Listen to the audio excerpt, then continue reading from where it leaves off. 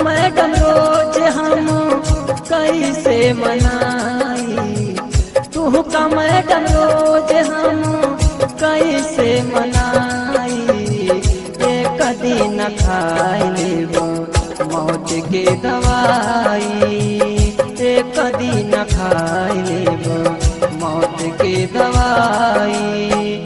तू का मैडम रोज हम कैसे मनाई, कहियो तोहरा जाती खाई मौत के दवाई, कहियो तोहरा जाती खाई मौत के दवाई। वो खफा खफा से लगते हैं, कोई तरकीब तो होगी मनाने की। हम खुद को गिरवी रख देंगे, वो कीमत तो बताएं मुस्कुराने की।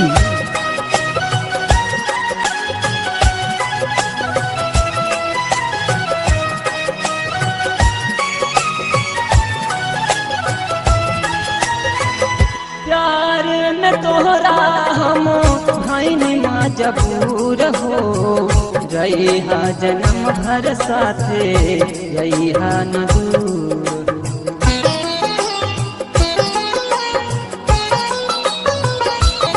प्यार में तोहरा हम भाईनी मजबूर हो, रहिहा जन्म भर साथे रहिहा न दूर हो। ना तो सारा जग हमके, ना तो सारा जग हमके बहुत सताई। एक दिन खाई लेबो मौत के दवाई, एक दिन खाई लेबो मौत के दवाई। बेवफाई करके तूने दिल मेरा जो दुखाया है, कसम है उस रब की तूने मुझे मौत का रास्ता दिखाया है।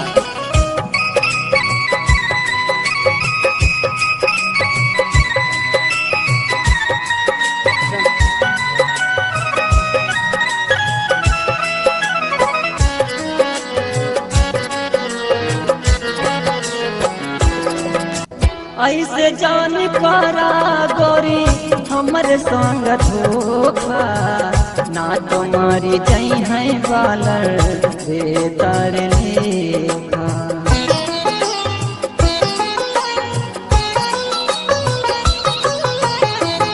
ऐसे जान करा गोरी हमर संग धोखा, ना तुम्हारी जई है बालर बेतर लेखा।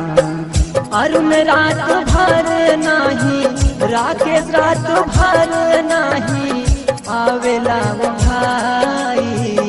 एक दिन खाई लेबो मौत के दवाई, एक दिन खाई लेबो मौत के दवाई। तू का मैडम रोज हम कैसे मनाई, तू का मैडम रोज हम कैसे मनाई। एक दिन खाई लेबो मौत के दवाई, एक दिन खाई लेबो मौत के दवाई। कहियो तोहरा जाती खाइब मौत के दवाई, कहियो तोहरा जाती खाइब मौत के दवाई।